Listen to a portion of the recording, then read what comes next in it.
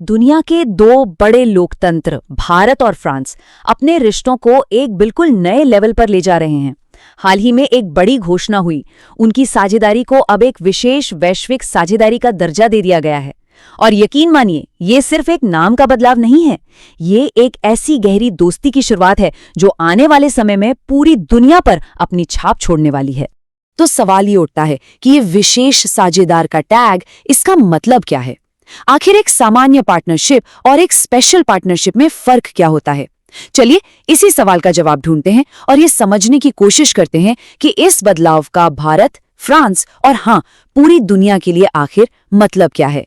दोनों देशों ने जो जॉइंट स्टेटमेंट दिया, उसमें इसे संबंधों में एक नया अध्याय कहा गया है।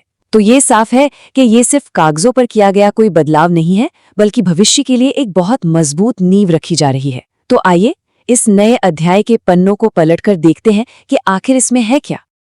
देखिए, ये दोस्ती कोई आज की नहीं है, इसकी जड़ें बहुत गहरी हैं, दशकों पुरानी।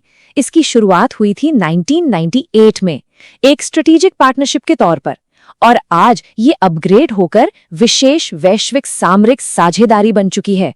और इनका लक्ष्य वो भी बहुत बड़ा है। 2047 जब भारत अपनी आजादी के 100 साल मनाएगा, तब तक इस रिश्ते को एक बिल्कुल नई ऊंचाई पर ले जाना है। इसी विजन को नाम दिया गया है होराइजन 2047। तो चलिए बात करते हैं इस पार्टनरशिप के सबसे मजबूत पिलर की, यानी डिफेंस कोऑपरेशन की।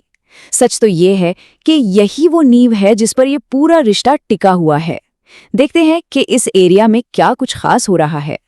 और यहाँ सबसे दिलचस्प बात यह है कि ये सिर्फ हथियार खरीदने की डील नहीं है, बिल्कुल नहीं। इसका असली मंत्र है मेक इन इंडिया, मतलब साथ मिलकर डिजाइन करना, साथ मिलकर बनाना और साथ मिलकर दुनिया को ये दिखाना कि भारत और फ्रांस की टेक्नोलॉजी और मैन्युफैक्चरिंग मिलकर क्या कुछ कर सकती है।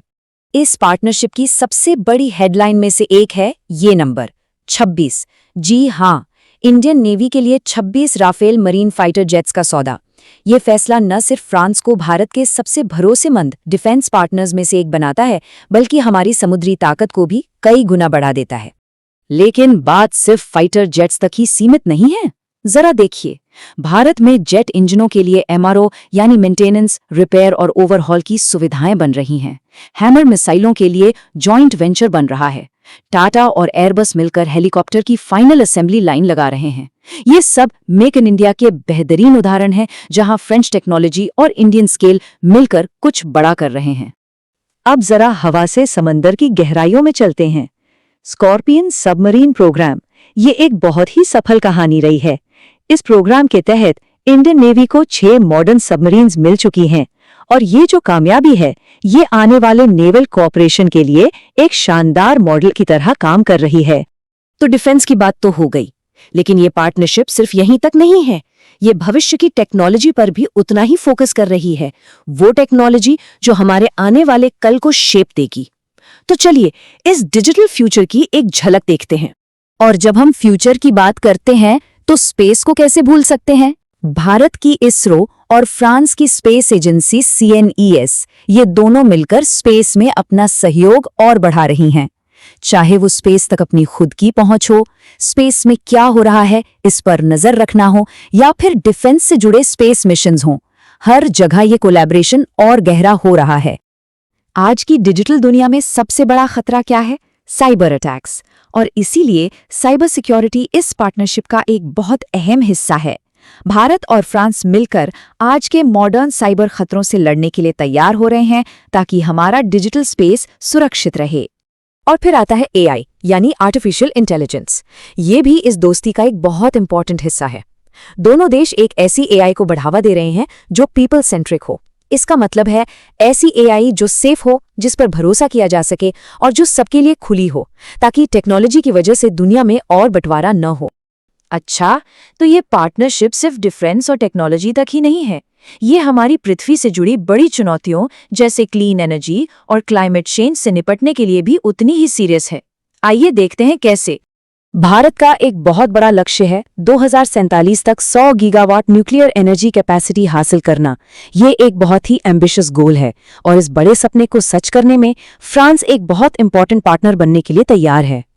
और देखिए, ये कोऑपरेशन सिर्फ पारंपरिक बड़े न्यूक्लियर रिएक्टर्स तक ही नहीं रहेगा। दोनों देश अगली पीढ़ी की टेक्नोलॉजी जैसे छोटे मॉड्यूलर रिएक्टर्स यानी एसएमआरस पर भी साथ मिलकर काम करेंगे। माना जाता है कि ये रिएक्टर्स ज्यादा फ्लेक्सिबल और सेफ होते हैं। तो आखिर इन सब चीजों का मतलब डिफेंस, टेक्नोलॉजी, एनर्जी, इन सब का फाइनल मकसद क्या है? मकसद है स्ट्रेटेजिक ऑटोनॉमी हासिल करना। आसान भाषा में कहें तो अपने फैसले खुद लेने की ताकत रखना और दुनिया में अपना प्रभाव बढ़ाना। और ये दोस्ती सिर्फ दो देशों के बीच की बात नहीं है, इसका असर ग्लोबल स्टेज पर भी साफ दिखता है। चाहे वो यूएन सिक्योरिटी काउंसिल में भारत की परमानेंट सीट के लिए फ्रांस का खुला सपोर्ट हो या फिर G7 जैसे बड़े मंचों पर कोऑपरेशन, दोनों देश मिलकर एक रूल्स बेस्ड वर्ल्ड ऑर्डर बनाने के लिए काम कर रहे हैं। मजबूत रिश्ते सिर्फ सरकारों के बीच नहीं बनते, वो लोगों के बीच बनते हैं। और इसी सोच के साथ फ्रांस ने 2030 तक 30,000 इंडियन स्टूडेंट्स का अपने यहाँ स्वागत करने का लक्ष्य रखा है। ये आज की संख्या से लगभग 3 गुना ज्यादा है। इसके अलावा और भी बहुत कुछ है। इंडियन नेशनल्स के लिए वीजा फ्री ट्रांजिट का पायलट प्रोजेक्ट, 2026 में India France year of innovation, cultural collaborations और हेल्थ रिसर्च में एक नया AI फोकस सेंटर भी।